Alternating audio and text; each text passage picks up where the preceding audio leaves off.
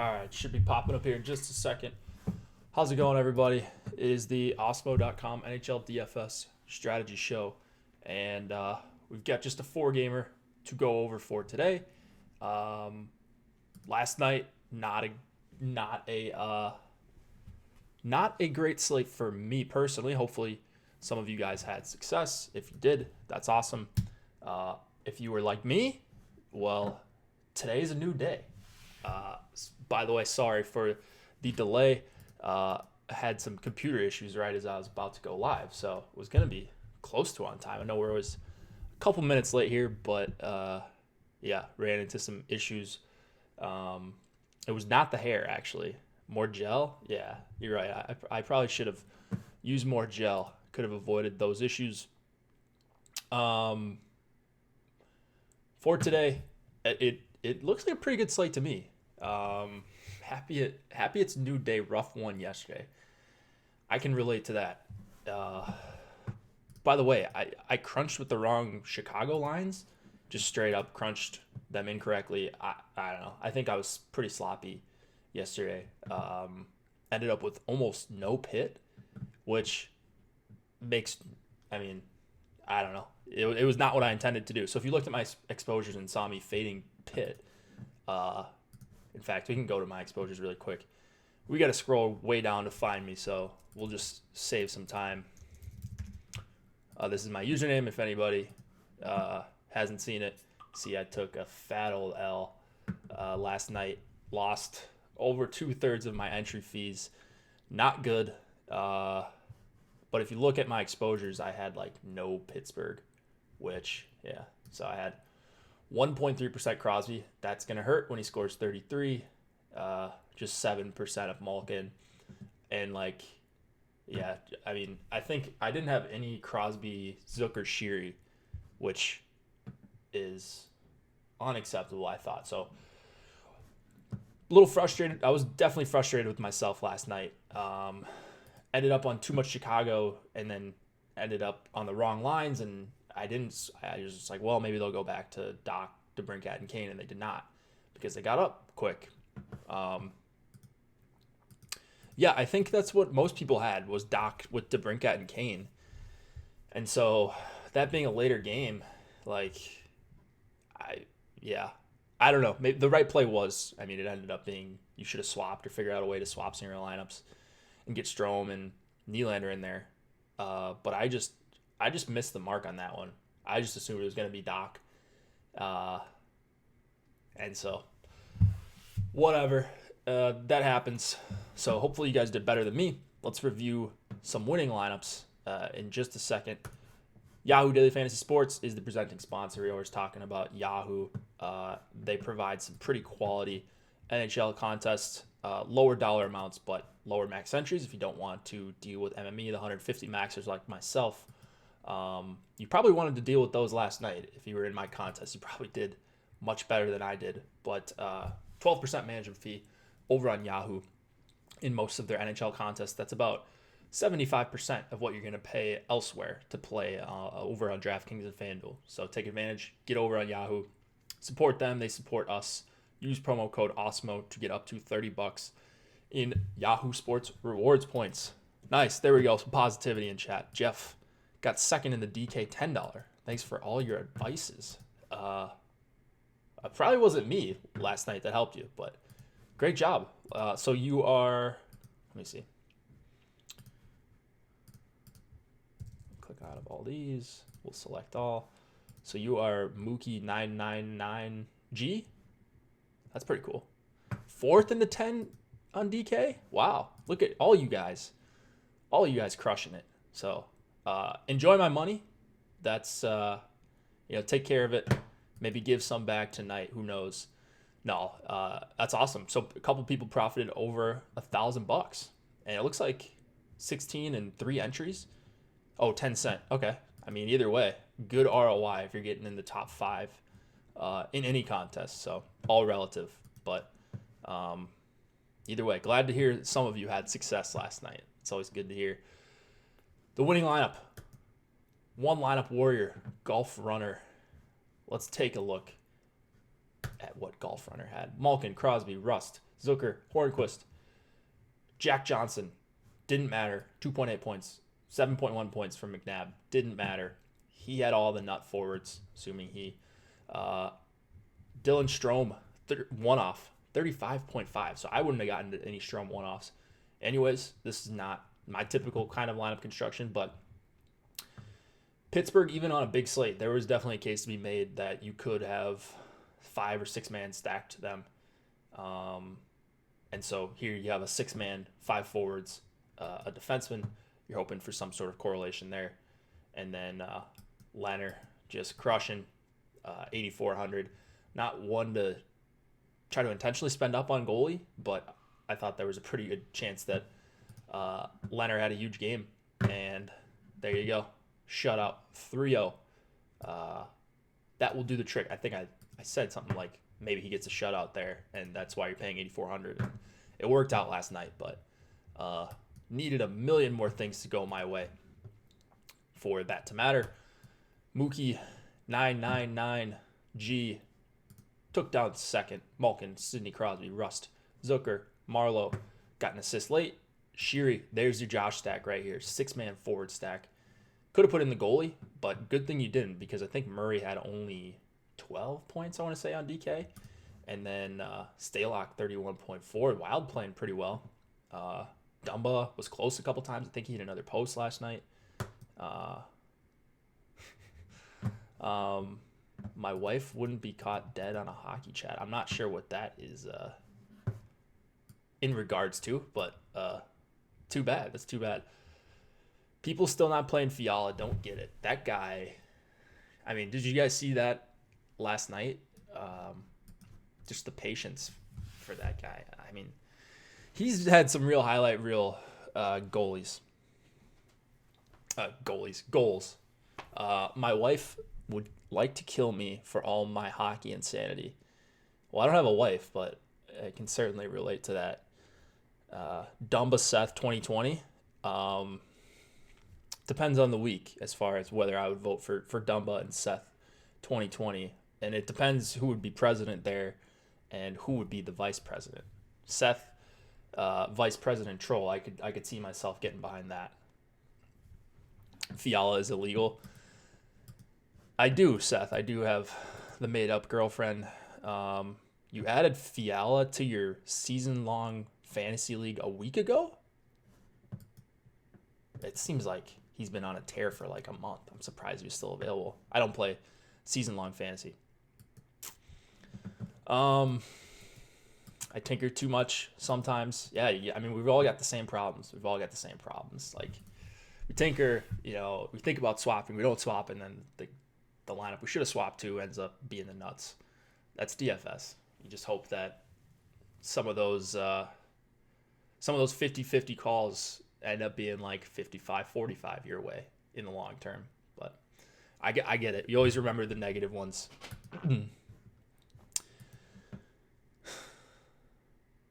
Yeah, exactly. Can't commit to season-long fantasy. DFS guy, no wife. Makes sense. That's right. Maybe it's my commitment issues is why I don't play. I do play season-long fantasy football, though. Been playing with my friends and my dad forever.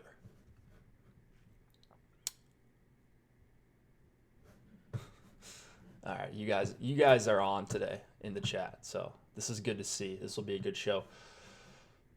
I think we're pretty much good for lineup study. Not a ton of familiar names up at the top in the mass multi-entry, which I thought the 3-3 stacks would have done pretty well. I thought maybe Testosterone would have been way up there. Slewfoot took down the Sin Bin. Nothing new there. Yeah. All right. Let's talk about tonight. Let's wash that slate away. At least I'm going to try to. Philadelphia Flyers and Washington Capitals, first game of the slate. 3 implied total for the Flyers, 3.5 for the Caps. Brian Elliott and Braden Holtby are your goalies. In this one, we're probably going to see Backstrom, Vrana, and Oshie go up against Couturier, Giroux, and Voracek. Seems like the most logical play. Now, or at least the most logical way for Caps to match up. You get Ovi away from opposing top competition. You still get to play Ovi a ton of minutes. Of course, he's on the top power play. I'm not really wild about really anything in this game, and it is a big total.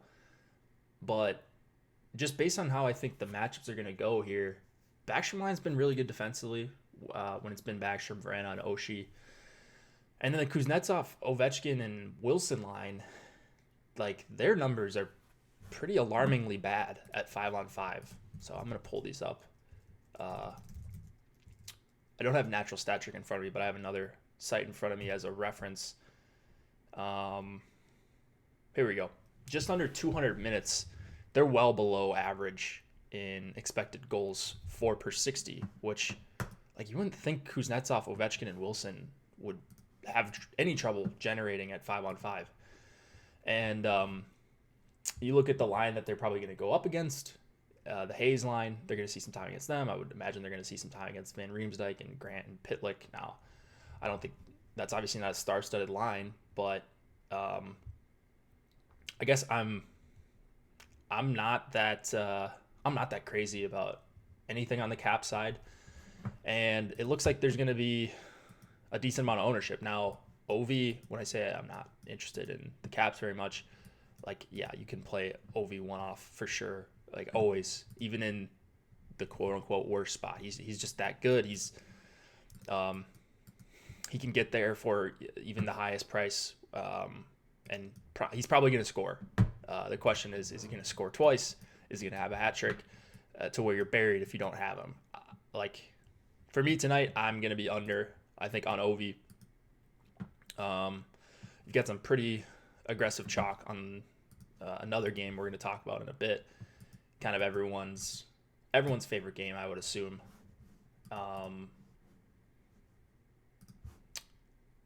And I just don't love the matchups here for anyone really. I think if I get overweight on anything in this game, it's probably the Hayes, Lawton, Konechny line. They get to go up probably against the Kuznetsov line, and that's pretty good. The Kuznetsov line, not great defensively. This line is going to have pretty low ownership. They're on the road. It is a 3 total, and people usually look to the top line, fully correlated. But I think you can get a little bit different by going with the second line. We've got Hayes at under 5% ownership on a 4-game slate. I like that. We've got TK, Travis Konechny, also around 5K. So the stack pretty affordable. Include Lawton. You don't have to include Lawton. You can toss in Voracek or Giroux or Couturier if you wanted to get some more power play correlation.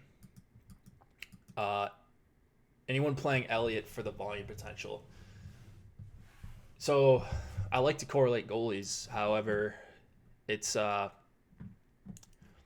targeting against the Caps is never really that great of a strategy. There's like when they do score goals, they're pretty efficient with their shots. Like they're like the opposite of LA, where they score a lot of goals and they're not usually near the top of the league in shots on goal, and certainly not in attempts. So when they do generate chances, they're usually pretty quality ones, and that's pretty scary for a goalie. Like it's not just going to be pure volume. So I don't love Elliott. Could he score 20 DK points? Sure, but I don't think you're seeing nuclear upside like what we saw the other night in Vegas, where Vegas gave up, I don't even know. Or no, that was the LA game, the Cal Peterson game, where he had like 41 DK points. I don't necessarily think that that's in Elliott's range of outcomes. So you probably won't need that on this small of a slate anyways. But yeah, kind of tough for me to get behind playing a lot of Brian Elliott. He is cheap, and so he's got that going for him. If he wins, he's probably going to be okay. Doubt he kills you. I like Niskanen for 4,200 a little bit. If you're going to the top line for Philly, Provorov is your guy. He correlates. He's going to play the most minutes on the team. And then since I'm not wild about the Caps, I'm not going to end up with an overwhelming amount of John Carlson, but he does project really well as just a one-off guy. So if you're going 3-2-1 or something along those lines, and you wanted your 2-man or 3-man to be like Kuznetsov, Ovechkin, Carlson, fantastic. Or if you want to do Carlson one-off, still fine with that. I've got a decent amount of him. I just got to figure out what I'm doing with Sam Girard. This guy. We'll get to Sam Girard in a minute. Because we're going to see some pretty increased ownership on a guy that does not have good peripherals. And even though it is a good spot, so whatever. We won't talk about Sam Girard yet. He probably doesn't deserve us to be talking about him too much. Washington 1 just projects so bad.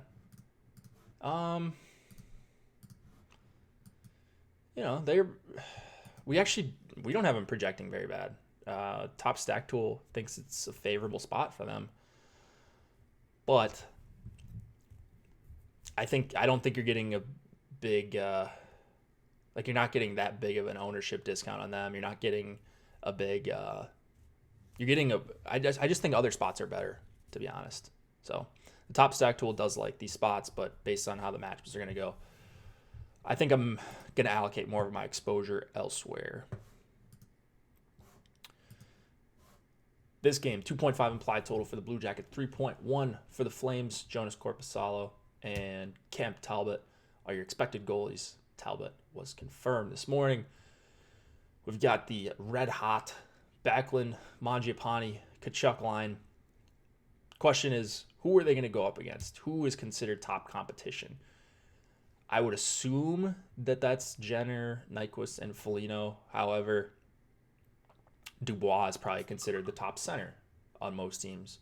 So it's hard to say who's going to go up against who. I lean towards thinking that it's going to be Backlund against the Jenner, Foligno, Nyquist line. That looks like the most complete line to me. Wenberg and Bemstrom on Dubois' line definitely water it down a bit. And I like Calgary in the spot. If you look at the Top Stack Tool on them, they don't look very appealing because they're a little bit overowned, but the low total is going to keep their ownership still low. So their ownership's low, but their top stack chances are pretty low. Backlund, Mangiapane, and Tkachuk has just been so solid this entire season, like well above average, 313 minutes. So we kind of know what they are at this point. Their expected goals are amazing. They're top 10 in the NHL. So while they're not like necessarily a matchup proof line, I still am more likely to just play them on these shorter slates, even though it's not a perfect spot because Columbus has been pretty good defensively. I think a little bit worse without Seth Jones, but this is still not too bad of a spot. And when you've got the numbers that they do, it's I tend to not care as much about the matchup. Now they're going to probably be in the shutdown role, but it doesn't look like any of these Columbus lines are going to be that strong defensively that they're going to face. So also Calgary won. Monahan, Gaudreau, and Lindholm. I like them a ton. It's kind of a tale of two seasons for this line.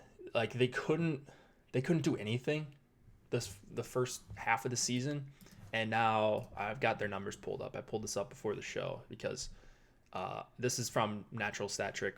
Their last 152 minutes. So I just searched by their last 20 games at 5-on-5, just to see how they've been playing at 5-on-5 lately. And offensively, they are phenomenal. They're over 3 goals for per 60. Now defensively, they've been pretty lenient as well. They're almost at 3 expected goals against per 60. But I just care about them offensively, and they're fully correlated on the power play. Now Columbus is a good defensive team, but Calgary's, it appears they found something in their top 6. If we knew which line the Monahan, Gaudreau, Lindholm line was going to go up against, then maybe you could make a case for some Columbus on the other side. But just based on how Columbus does their thing, they are really one of the worst teams to try to stack from night to night. You just never know when it's going to get blended up.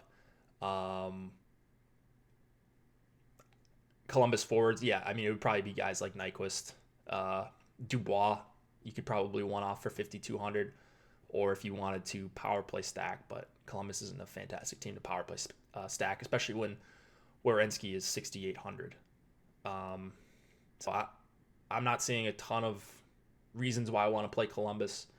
I suppose, let's see. My control app's not working. I mean, yeah, they're not even like that low owned. It's a 4-game slate. Like, some of these guys are flirting with double digits. I don't think I'm going to play a ton of Columbus tonight. I wouldn't be right now if the slate started right now, and I doubt we get there by time the slate ends. I will say this Columbus 2 line does project pretty well for us, but when you look into the matchups a little bit, I definitely favor Calgary. Giordano, 6,600.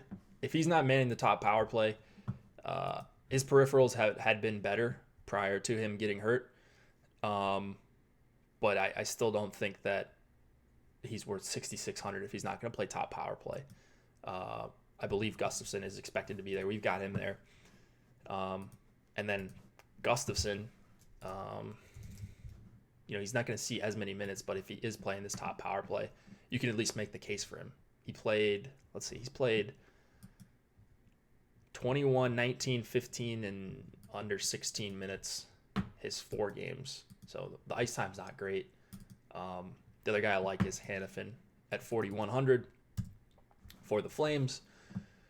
And then I would play some Werenski if he was like 1,500 cheaper. I don't really understand this price. Maybe as a way to differentiate, I suppose there's a case to be made to play a ton of him. I'm still getting to a little bit.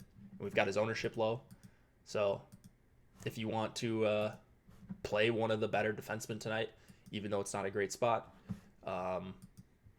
6,800 maybe is a decent way to spend up a little bit, especially if you're not going to like the OVs or you're not hammering Colorado 1 as much. And I am hammering Colorado 1, and I suppose I'm still getting to some Werenski. So maybe the pricing is just a little bit softer than on some other nights. David Savard, I think I listed him in the cheat sheets. $4,400 for him. Probably going to play 20 plus minutes, and I think he'll have some chances to block some shots. And he does go on these spurts where he gets a bunch of shots on goal. His peripherals are very good actually recently, so not too bad for 4,400. And I think that's all we got here. Just keep an eye out for who it is in net for the Blue Jackets. We don't have confirmation just yet. Good call on Savard. Well, he hasn't done anything yet, so we'll see.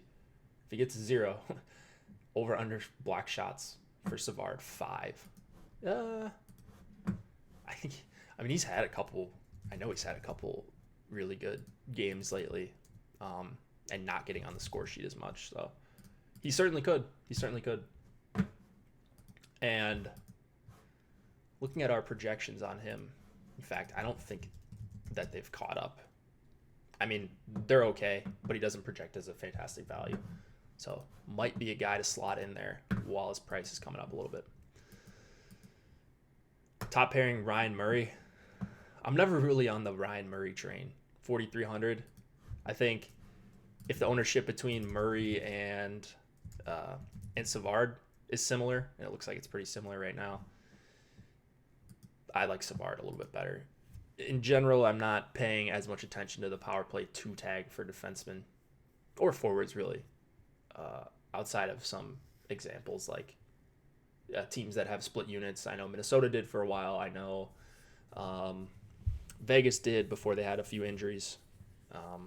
But yeah, most teams do stack up their top unit. I think that's the optimal way to play.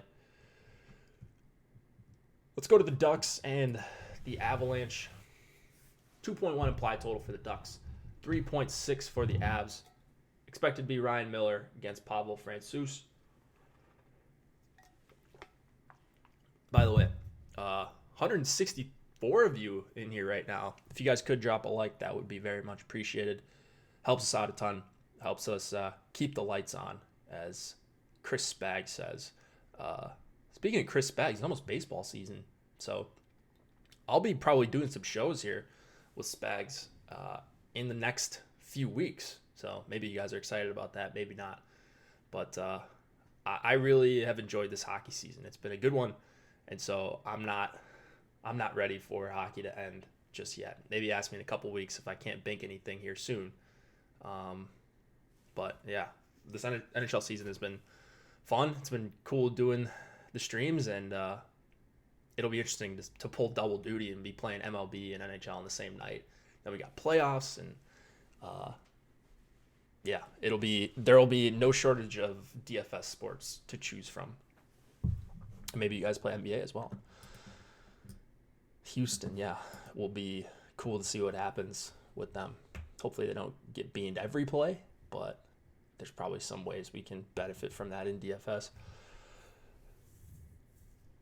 McKinnon, Landeskog, Nishushkin, Nemesnikov. Different guys, much different guys. Similar prices though, $3,500 for Nemesnikov, up on the top line. Is baseball DFS hard to get into? Nah. There's similarities between MLB and NHL. Yeah, MLB and NHL. I have an article about some of the similar strategies. If you guys want to check that out, it's up on the site. Just search like using MLB DFS to play NHL DFS or something like that. And a lot of the strategies go both ways. Read Alex's primer for sure. I bet he'll update that and read everything on the Learn DFS section, and you can be at least competitive in MLB DFS. All right, here's what we got. McKinnon, Landeskog, Nemesnikov. Yeah, Seth says Contrarian, McKinnon, Nemesnikov. Seth is trolling there. That will not be contrarian at all. In fact, they're going to be the highest owned stack. They probably should be.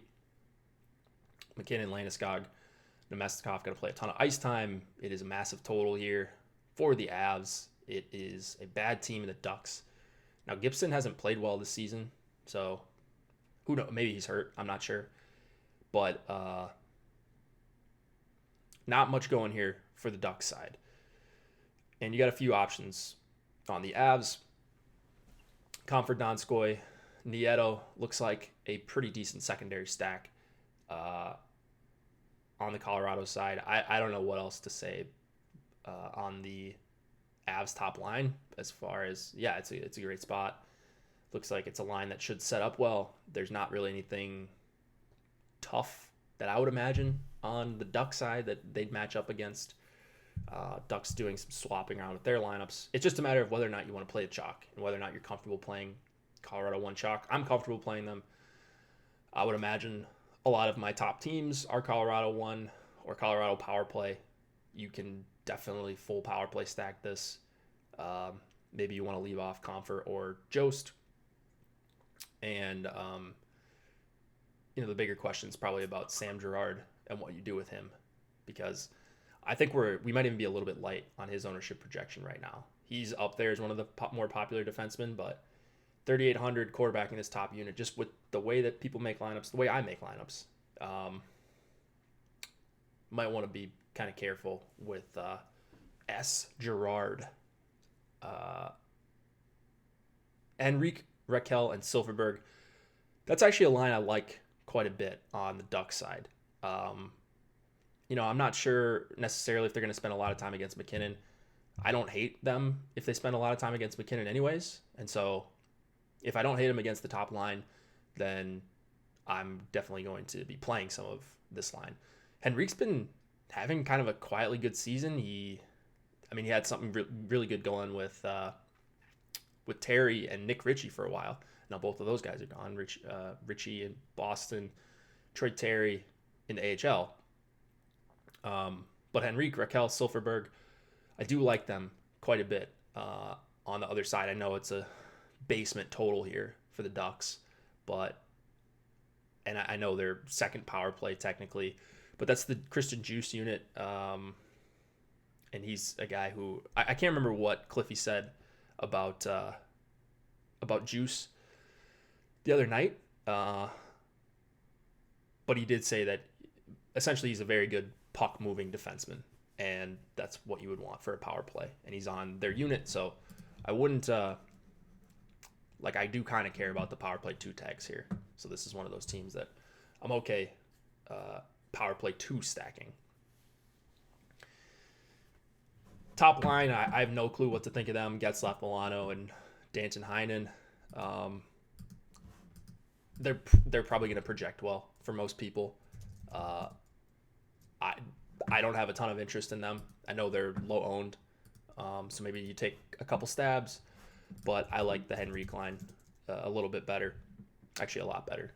So, and they might get to avoid some time against McKinnon. I don't think Colorado is as strong of a team defensively as maybe this implied total indicates. And I think this is actually a pretty quality line, Raquel, Henrique, and Silfverberg. So that's how I like to attack it. If you want to go with Christian Juice, $2,500 with line 2 or just Juice one off, I don't mind that. Our old friend Brennan Goulet. Goulet? What did we decide on this guy? He played over 20 minutes last game. Top pairing. He's a guy who does have decent peripherals that will probably slow down as he plays more minutes. But $3,500 actually is a price I'm willing to pay for him at basically no ownership. Now, Colorado 3 looks pretty overowned. I get why they would be, but I wouldn't, if you're going to pair Washington power play with Colorado 3, maybe go elsewhere because those guys are all on the top, or they're all on the power play. Jost on the top unit. Val, Nichushkin, and Kott are both on the second unit. So I get why they're chalk. But I mean, chalk third line, I'm not sure. I'm not sure I want to be where the field's at on that. So just be aware of what you're doing if you are stacking Colorado 3. Like if you're going Colorado 1 plus Colorado 3 and you're just onslaughting, then sure. By all means, play some Jost and guys like that. But if it fits perfectly, if you're just jamming those guys in, and you might want to at least differentiate in your defensemen somehow, because they are low owned, but I guess they're not even that low owned. This is kind of crazy. So take a look at the top stack tool if you are a premium member, and you'll kind of see what I'm talking about. Now Girard, Girard is $3,800. I believe he had a flat 0 last game. Let's see. People were complaining about him. Yeah, he had 0 last game. He was out there quarterbacking the top power play unit, I believe, the whole time. And maybe with a couple days of practice, they get it going. If Colorado does score a goal or 2 on the power play, there's a decent chance he gets an assist. He is just not a good peripherals guy. Could he get the block shot bonus? I suppose. I don't think he's probably live for either bonus more often than not, even in the best of spots. So you do see a lot of empty minutes for him, and that power play 1 tag is going to mess some people up, including myself. Like, I think I have, if the slate started right now, I didn't pay too much attention to my crunch, but just the way, with how valuable a power play 1 tag is, and with this price not catching up, I did get to a good amount of Girard. If you have any sort of rules in Fantasy Cruncher where you power play stack McKinnon and Landeskog both in the top unit, they grade out as pretty good values. He's just going to get tossed in there with an optimizer. So just be careful what you're doing with Girard. I'm going to limit the amount of one-off Girards I have in my lineups. I think Eric Johnson might be a better one-off at 4,600. I'm playing some Ian Cole as well for 41. Ryan Graves, 5,300. It's a little bit expensive, it is. But I don't know, maybe I'm just late, just jumping on the bandwagon a little bit late, but he looks pretty decent to me on a per minute basis, and he is playing pretty consistent minutes, over 20 in each of his last 3. And I think that's a guy who could get you the bonus, or if things go incredibly well, like a double bonus, but you're not expecting that here. So I will be having some Girard. There's no doubt about that. I'm playing a ton of Colorado, so obviously I'm going to play some of the top power play quarterback. It would be foolish of me to X out Girard, but like I said, just maybe limit the amount of one-offs you get with Girard would be my advice. You can take that advice, or you don't have to. If you just look at the projections, he's going to grade out as a pretty valuable player. In fact, I think we need to bump him up just a little bit. But yeah, just wanted to make sure I did my little spiel on Sam Girard for 3,800. Do I have a favorite D-man on the slate? It's not a great defenseman slate. Actually, man, did I crunch something wrong? Because I did get more Giordano than I expected. As far as top defensemen go, there's Carlson. Man, it is actually this is one of the worst D-men slates. And maybe that's why I got so much Girard. But like, none of these guys look amazing to me. Hughes is a game time decision.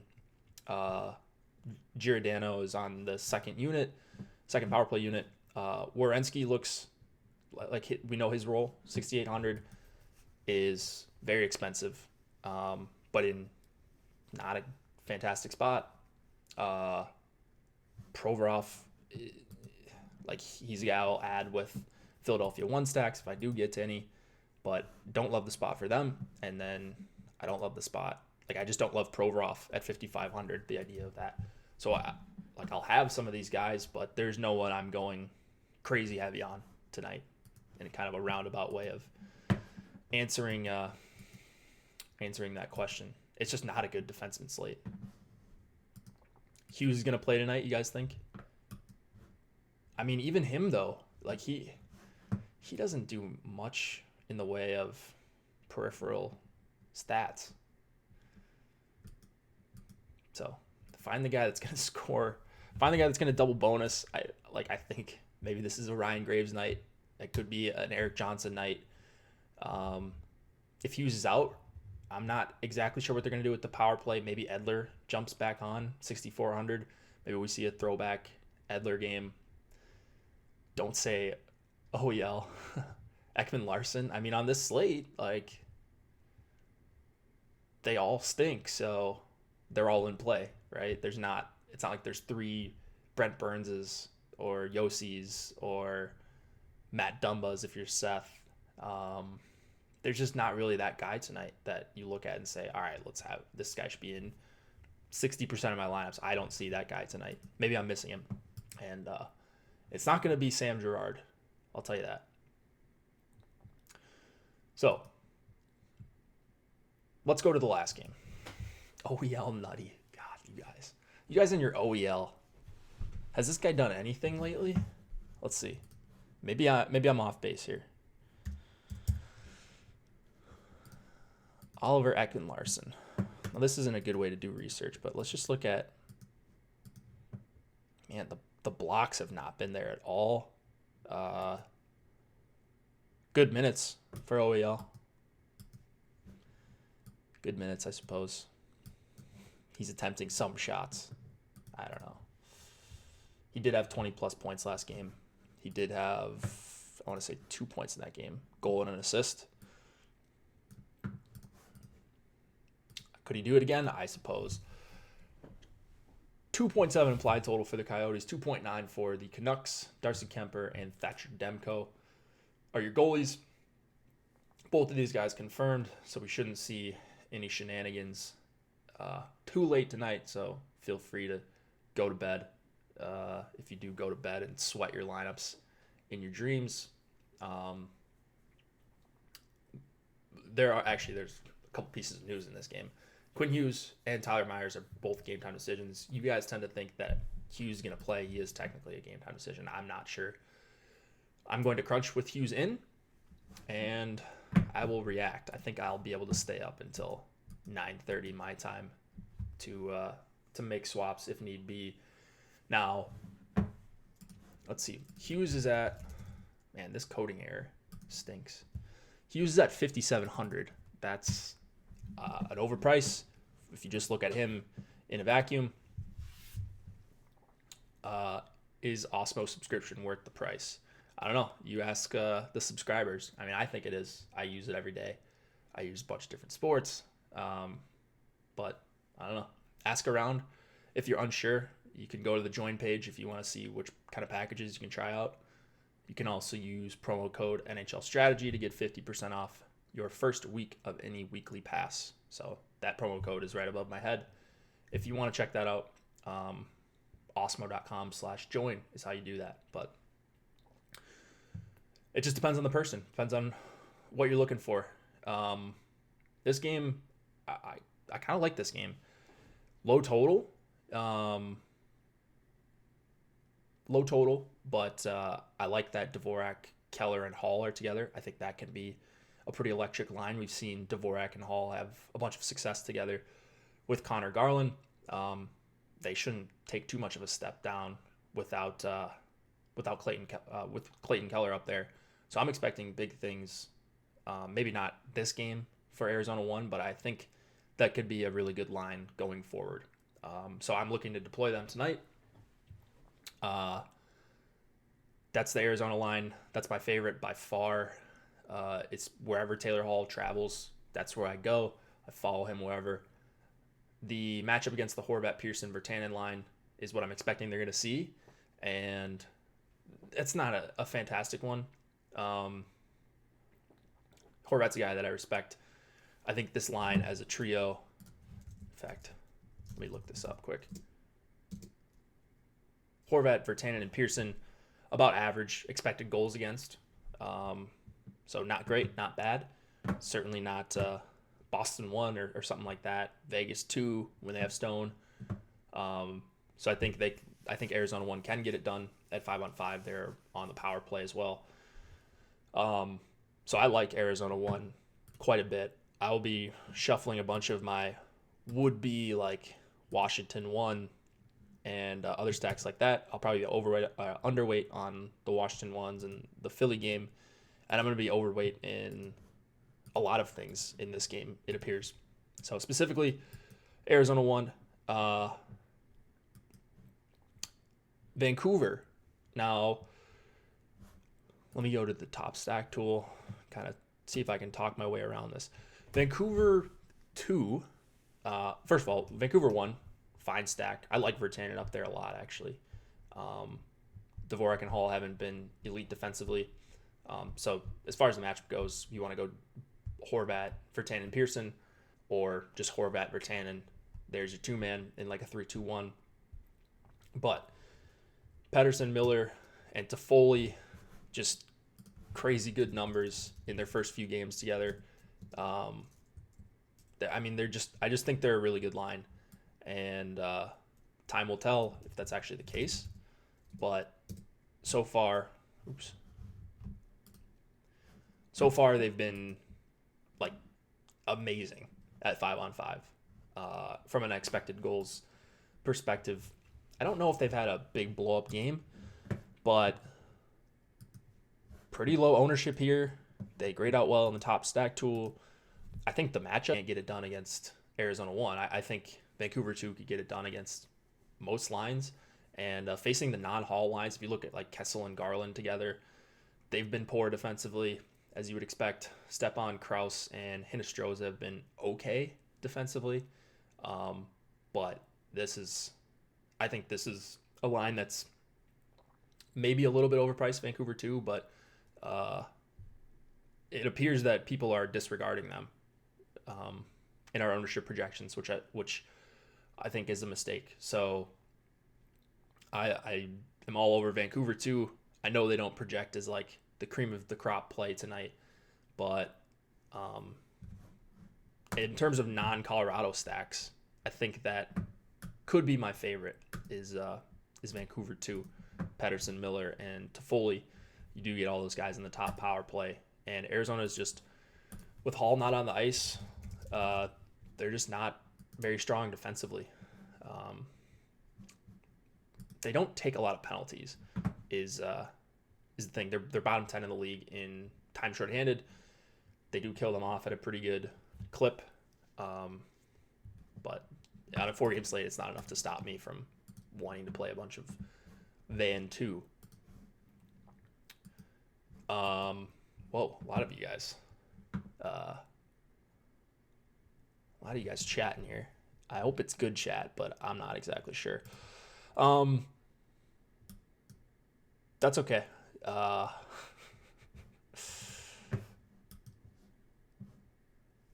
right.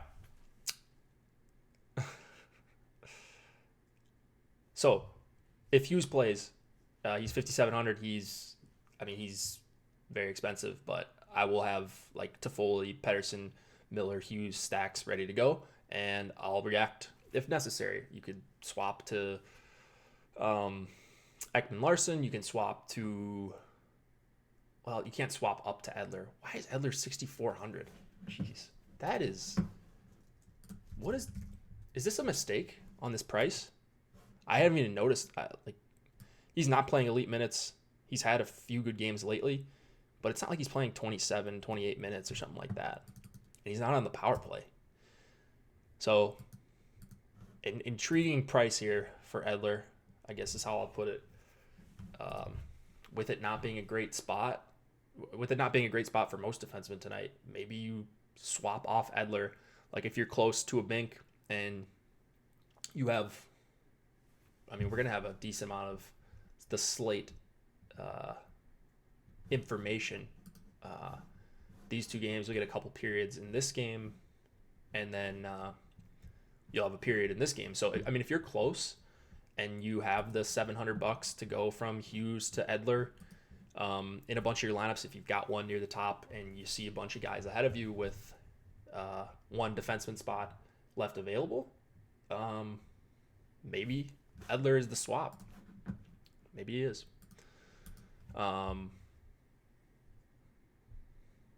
But outside of that, I don't think that Edler's like an elite player or anything. You guys are going to play your Ekman Larson. That's fine. He's on the top power play and correlates with a line that I like. So I can't say I'm going to play zero Ekman Larson or anything like that. He's just, Ekman Larson's not my guy in general.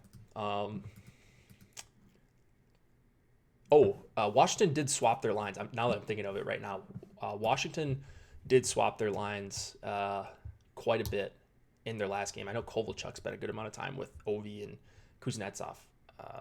I'm not really worried about that, but I just did remember that I was getting to a few Washington 3 shares, actually. Maybe that's the pivot off of Colorado 3, if they're going to be a popular third line.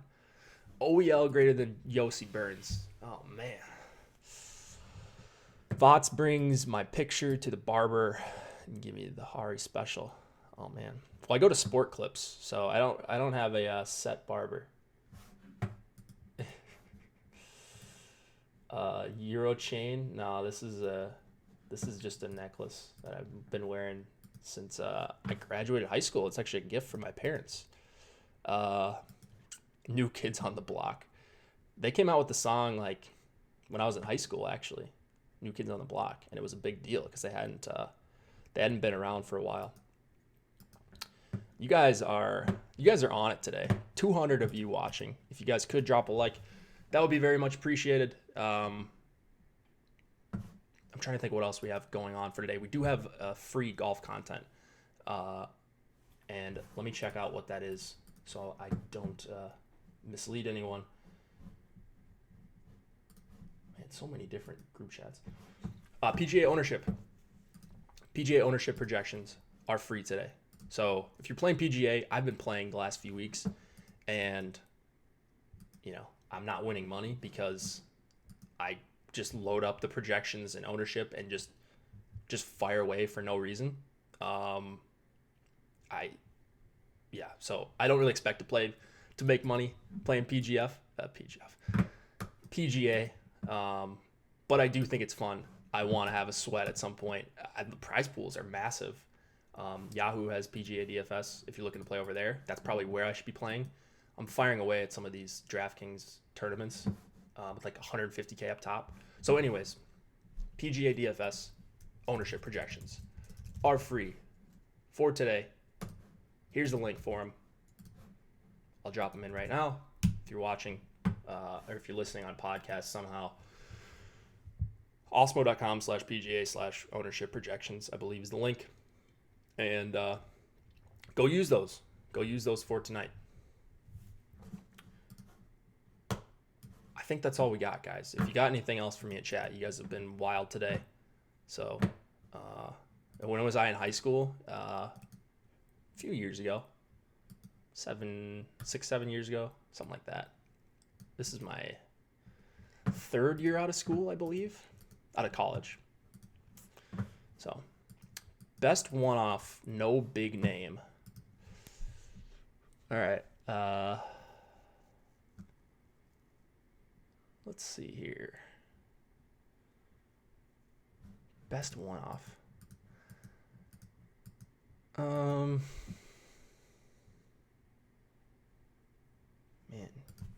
really getting put on the spot here.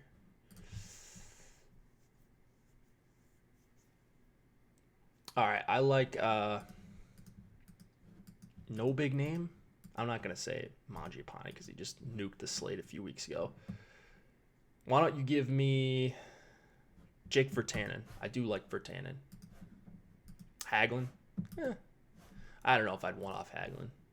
Yossi. Yeah, Yossi. Always Yossi. That's a good way to end it. All right, guys. Go check out Yahoo Daily Fantasy Sports.